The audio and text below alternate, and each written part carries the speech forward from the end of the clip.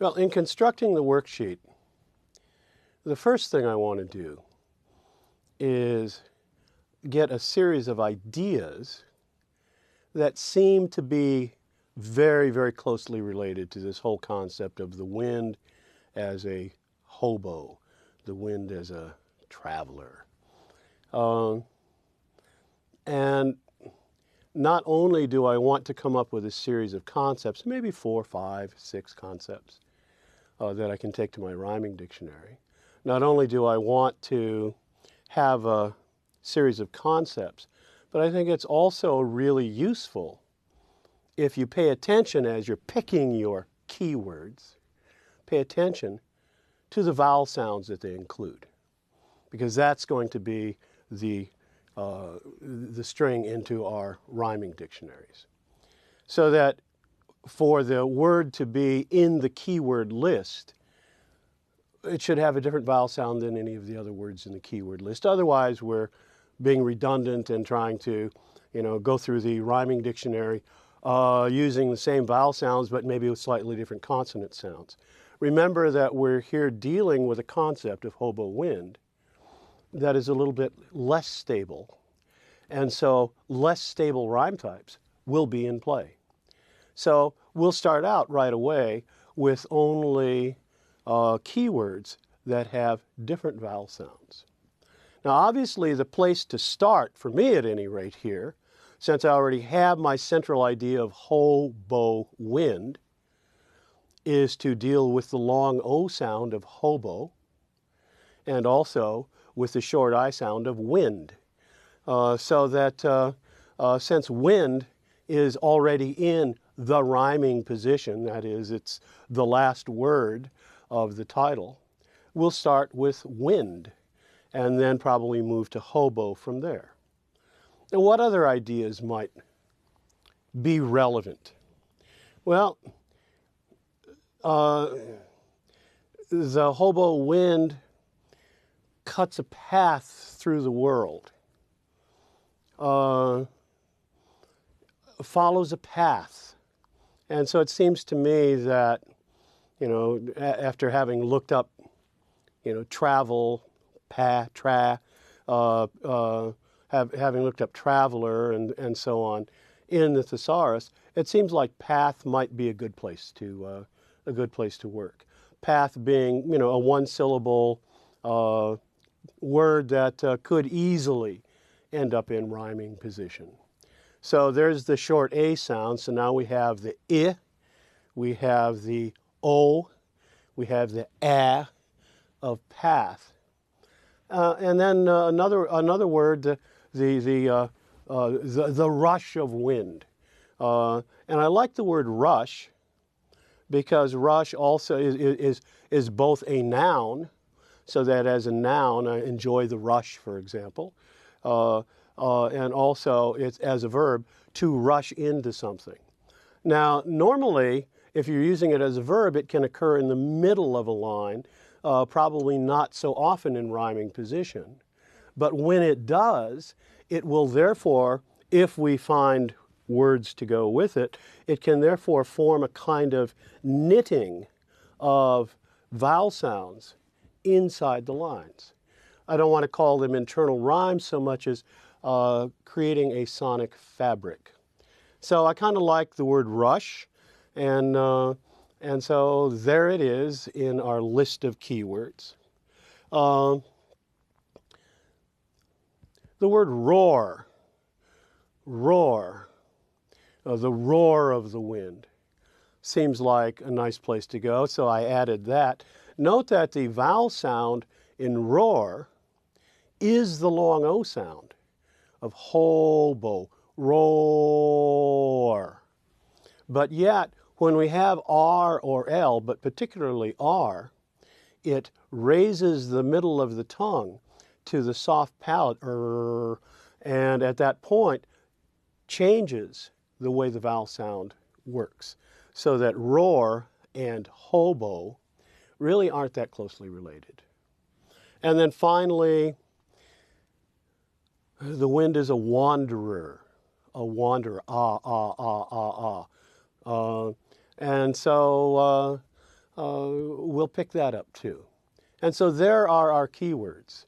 And we will start using those keywords as keys, sonic keys, those vowel sounds, and we'll start exploring in the rhyming dictionary where we can go relative to those vowel sounds.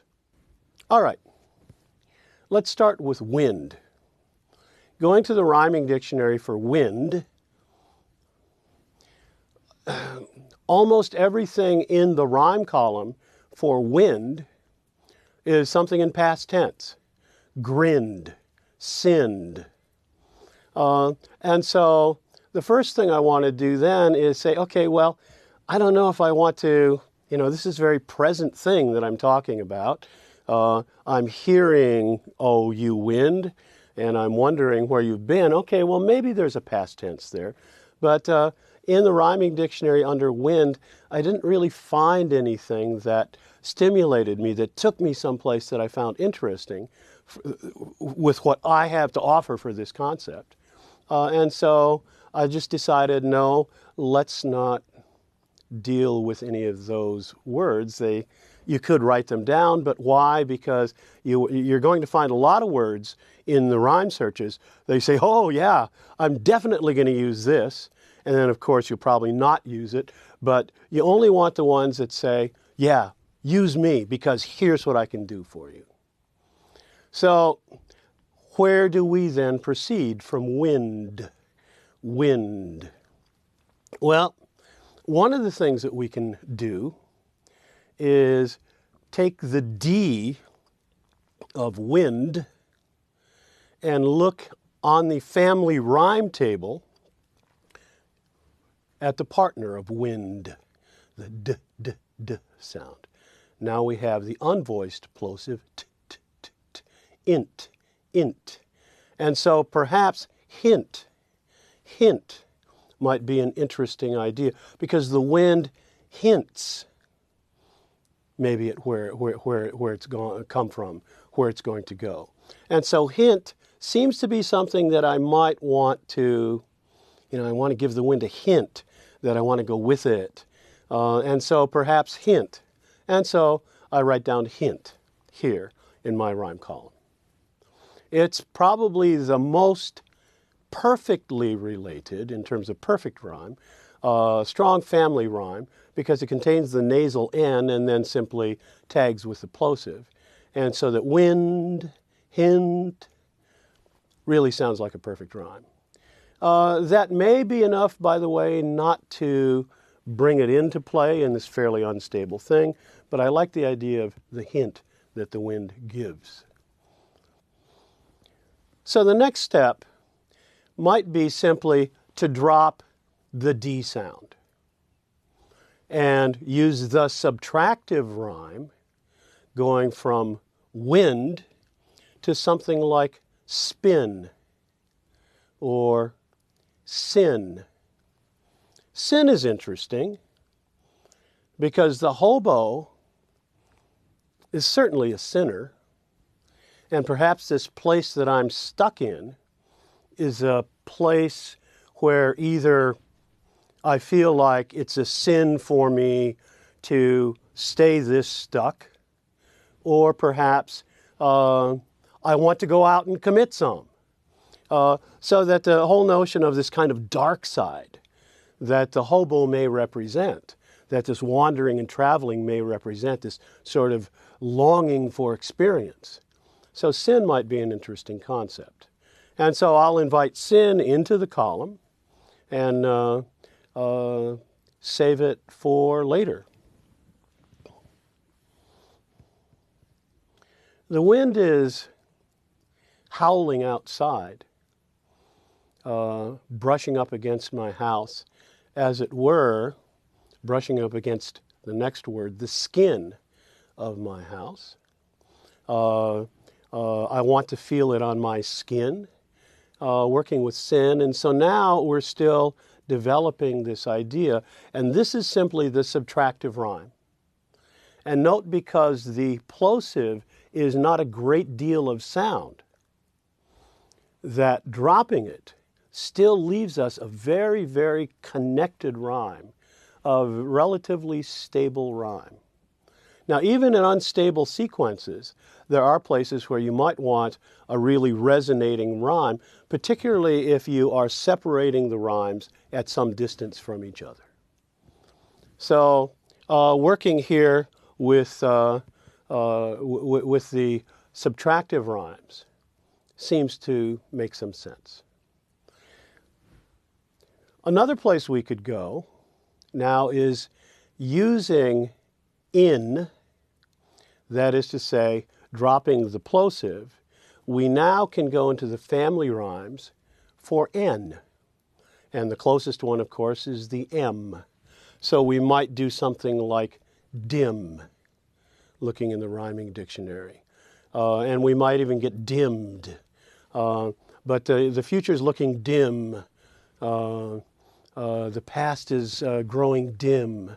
So wind and dim might work. And now we're getting just a little less stable. Then I found something.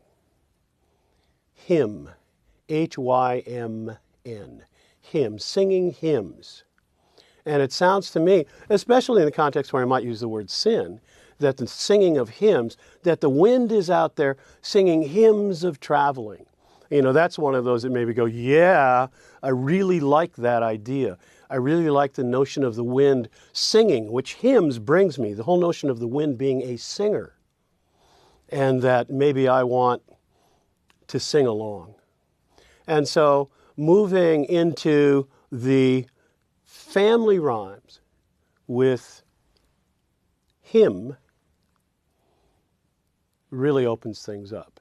I never would have gotten that idea of this sort of choir, this sort of religious aspect, had I not been in my rhyming dictionary. And by the way, just FYI, have knowledge of the family rhyme table. So that even though the family rhyme table seems like a very technical thing, the results that you can find when you're using your rhyming dictionary as a brainstorming tool can be mind-blowing. And for me, this whole notion of singing, this whole notion of the wind singing and me singing along, now feels like it can create a spine throughout the song. That, hi wind, I hear you out there, and I wonder what your experiences have been in the song that you carry with you, and can I sing along? And so that seems to be something that might be a very, very interesting trail to follow in the song. And going through again, continuing through the im sounds, we get things like whim, or swim. Now, swim might be interesting, swimming through the trees, but at some point we don't want to mix the metaphors. That is, if the wind is a singer, it doesn't necessarily have to be singing while it's paddling through the water. Or swimming through the trees, but I'll just in case I want to get out of this hymn thing, I'll write down swim, because of course the wind does swim across the oceans and so on, and so that's there too. Still in my family rhyme table in the nasals, note the NG sound. Now, the NG sound, do it a couple of times, as in sing, that the middle of your tongue is up against your soft palate. And what that does with the short I sound, do that, What that does with the short I sound is it raises the middle of your tongue to your soft palate and turns it in almost to a long E. So that if I look up I-N-G, as in the word sing, sing, sing, you don't get a sing, you get sing, it's almost E-N-G, sing. And so there's a transformation of the vowel sound there, but nonetheless, since we're in a context where sing seems to be now with him a very relevant concept, even though it's fairly unstable, which is what our song is about, we'll not write down sing. And we might write down spring. And if we want to go then even a little further away to assonance rhymes, or better yet, another way to put this is to keep the t sound and then change the nasal n to a fricative, we might get something like drift, drift, wind, drift. Note that the I sound is preserved, but yet at the same time, we're getting a fairly unstable sound. And then the least stable, of course, the consonants rhyme. Note that and is kind of a mouthful. There's a lot of sound in the N and the D together. So let's just put down a couple of consonants rhymes. Let's put down bend, because the wind certainly will bend the trees. And of course, we don't want to use a cliche like around the bend, but certainly bend might be there. And of course, the wind is my friend. The wind is my friend.